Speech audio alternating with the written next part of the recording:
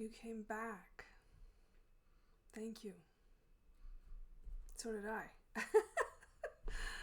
So we meet again together in this sacred moment of time. Chapter 51. Forgiving the past. Forgiveness is an interesting state of mind and level of peace one must achieve to fully move forward with all things. What I have learned over the years is that sometimes we think we have forgiven someone because we might tell ourselves that, or perhaps even expressed it to those we feel have betrayed us. But true forgiveness takes time. It does. Deep healing and much introspection to finally achieve.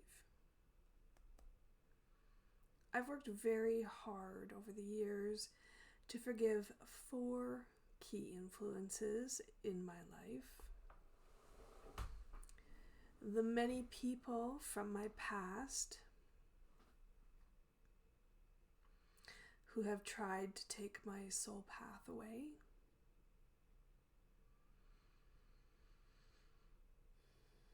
The many people who have tried to speak on my behalf. Those who publicly insult or interpret my message and life story. And most importantly, I've worked at forgiving myself for never quite believing in my own self-worth enough to stop giving it all away. Truth. Now, way back in 2014, when my first book was publicly criticized by the author of a very, very large publishing house, the event put me into such a tailspin. It took days, months, and obviously even years to fully move forward. During that time of transition, I did everything in my power to heal from the personal attack and to move forward with my own understanding and life journey. I wrote both the president and the founder of the publishing house. I wrote them and humbly thanked them for the opportunity to start believing in myself. I acknowledged the experience as part of my own divine plan and learned to rise above the scrutiny and misunderstanding. I stayed true to my life path and teachings regardless of the initial criticisms, and eventually wrote the next 2 books within my series. I established SOULworks Publishing and moved all my written works over to my own platform so that I could fully stand in and support my own story. I forgave myself for always feeling I wasn't good enough or worthy enough to speak on my own behalf. And eventually, I also energetically visited the author to express my side of the story regarding both my teachings and the events that had transpired so many years prior. But I'm getting a little ahead of myself. What I first attempted was to formally write the author and express my viewpoint. What I found during this process was that regardless of how many drafts I started, I could never quite find the right words to articulate my disappointment in that day. I tried moving on despite the rejection. However, I could never quite leave the past in the past. I even tried telling myself that it was a part of my path, and that in some weird, twisted perspective, she had done me a huge favor by being so opinionated regarding my own life story and SOULworks. But the thing is, I could never quite, nor have I ever believed that. Many people in this world think it's okay to speak your truth by passing judgment on someone else's. However, when it comes to the life of another, no one has the authentic authority or true understanding of any one life experience except the actual person who lived it. Others believe treating each other disrespectfully is somehow justified because it is part of our own divine path to go through such lessons and overcome moments when others exert influence or cross boundaries into our own life experiences. And still, many think it's okay to speak on behalf of someone else because somehow they believe they are the authority or best interpreter of someone else's life experience, when in truth, it is not, nor will it ever be their place to speak at all.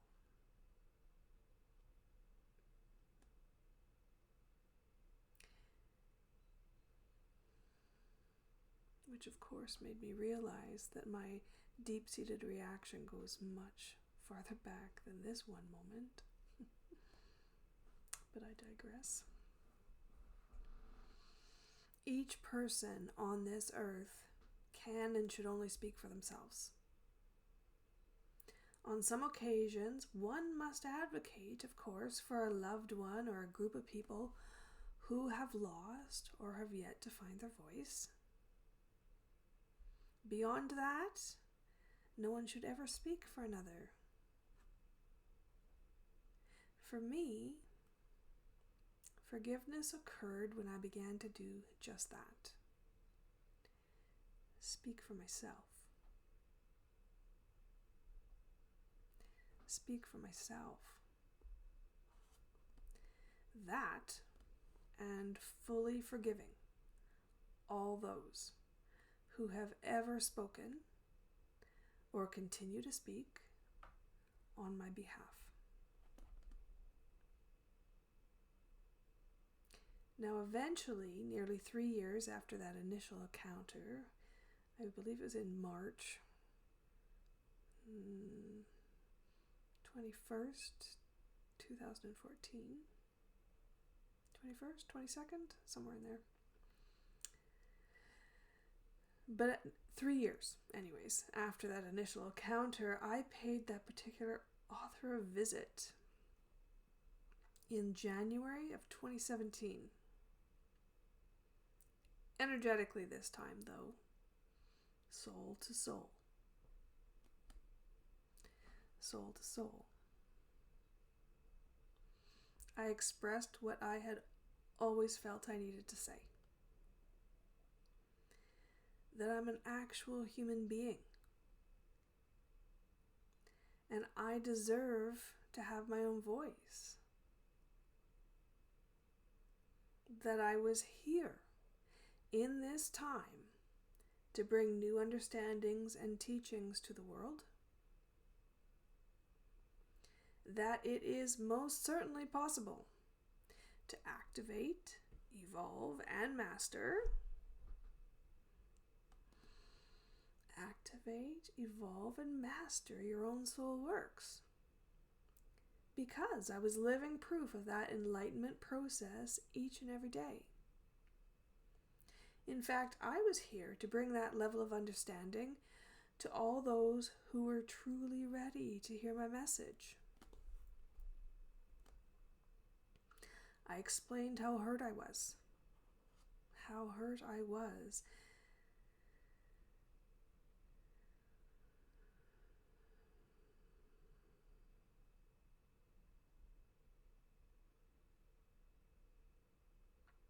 How hurt I was to have others alter my words and messages. But that I understood they were just working within the context of what they themselves believed to be true.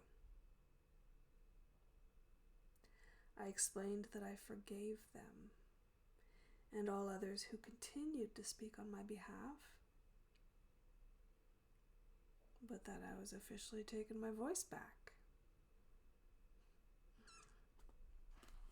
Amen.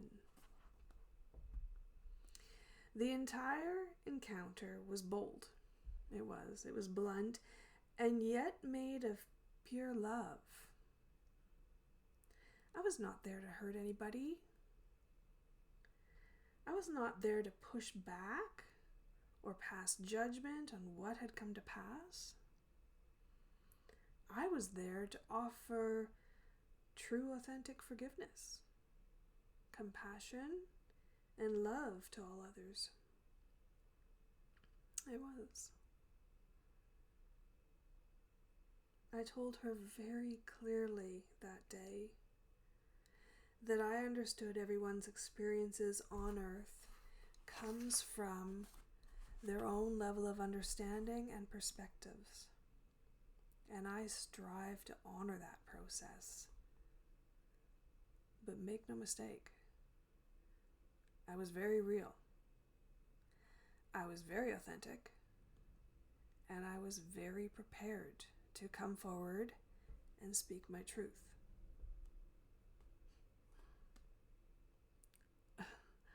I later became very shockingly aware that the author I confronted that day experienced, interpreted, and publicly declared our encounter slightly differently. Slightly.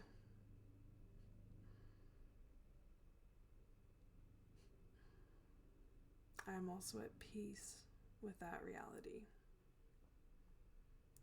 Her personal experiences of our interaction are hers and hers alone. I won't speak on her behalf, only mine.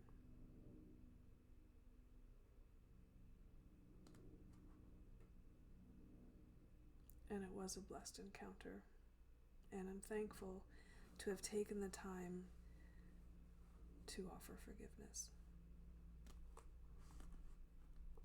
Truth. Okay, mastering your soul works. As the wave of interconnectivity continues to unfold, and the long-awaited awareness of our divine potential becomes restored, it is imperative to remain your own authentic self during this birthing process of change. Please remember, we are all an individual expression of source energy. We are all an individual expression of source energy on our own unique journey. Our job as an expression of source is to be as uniquely and authentically ourselves without minimizing or overstepping our energetic connection to all others within the collective. It's a balancing act of remembering our own worthiness while remembering the worthiness of all others. Don't forget that part. Do not forget that part. During the current upheaval and growth potential we find the world in, remember to keep your sights on your own unique and individual dreams and ambitions. Don't take on the fears of others as your own. Do not forget or doubt your own inner truth, even if it is yet to be understood, spoken, or expressed. Do not overstep your place by taking on the soul expression of another. Learn to love and respect each personal individual's right to be their own manifestation and understanding of divine potential. One of the most courageous things I have ever done for myself was to speak my truth and allow my teachings to be heard, regardless of whether it is currently what others believe in or have the capacity to understand. Writing my books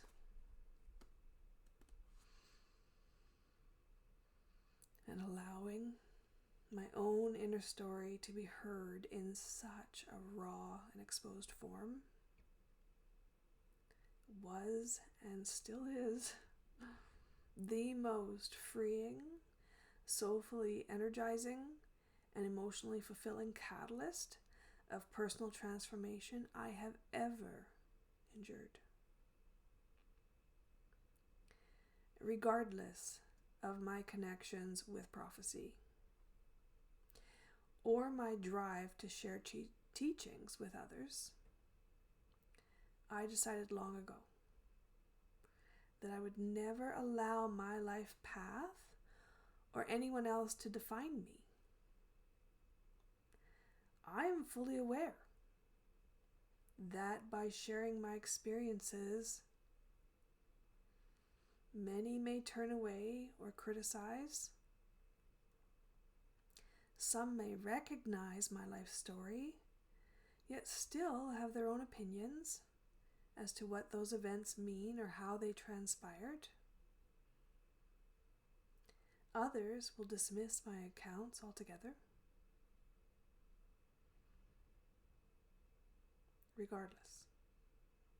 Regardless of the reactions or opinions, I refuse to let my miraculous personal encounters or society's expectations determine who I am or skew my own perspective on what I have learned and achieved. In fact, no one should ever let the expectations or opinions of others define who you are.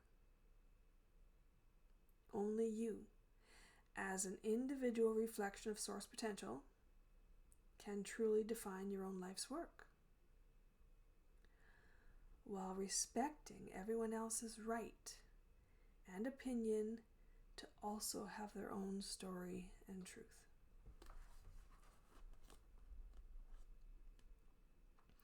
Our unique life experiences and circumstances shape our entire existence and make us who we are. Forgive all skewed expressions of time and give yourself the opportunity to define yourself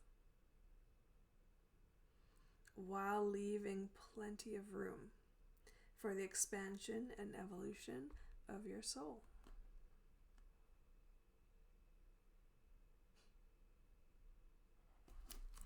Give me 1 second.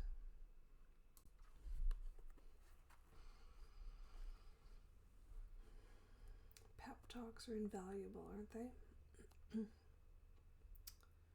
Here we go. I am honored. I am honored to share this collective journey with you.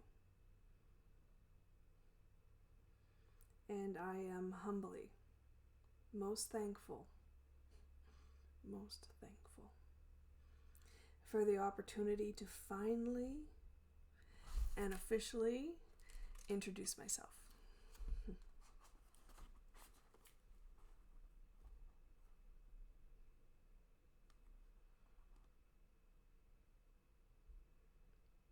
My name is Lauren Heistad. I am from powerful, strong, and determined generations of hard-working, heart-centered souls, humbly learning to honor ourselves and all others. I am from times past, yet still uniquely experiencing the present and divine synchronicities of Scripture. I am facing fears, speaking my truth, and refusing to be broken by the harshness, old doctrines, or chaos of this world. I am a force of determined, stubborn persistence, renovating the old ways and structures into beautiful new works of loving art. I am from fears that try to shape me, visions that work to define me, and memories of the potential still held within. I am from hard-labored paths and piecing together of shattered truths, yet somehow connected to powerful thoughts of hidden awareness and better things yet to come. I am an adept teacher of the spiritual arts, intuitive healer, visionary, bringer of the truth, self-proclaimed messenger of change, conscious co-creator, and divinely appointed, prophecy-fulfilling woman in motion. I am a divine force of love, seeing beyond the shadows of all time. I am undefinable, unarchetypable, and truly unstoppable in my passion to create change. I am. Your move. Create your own I am statement. Be your own voice and allow others to do the same. Take the time to compile and define who you are, not by the perceptions of others, nope, but by the experiences you have endured and risen above. Love boldly. I mean truly love and accept yourself and all others. True acceptance of who we all are in any given moment is the greatest gift one can bestow upon this world. When you love yourself and all others unconditionally, everything else begins to fall into place. Speak from the soul. Being kind, compassionate, and loving does not mean you need to be a pushover.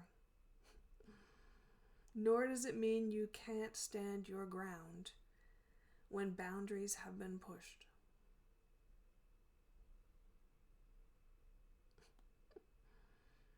On the contrary, it's vital to champion the sacred space that is your own soul essence.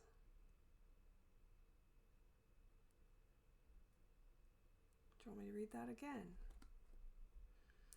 It is vital to champion the sacred space of your own soul essence.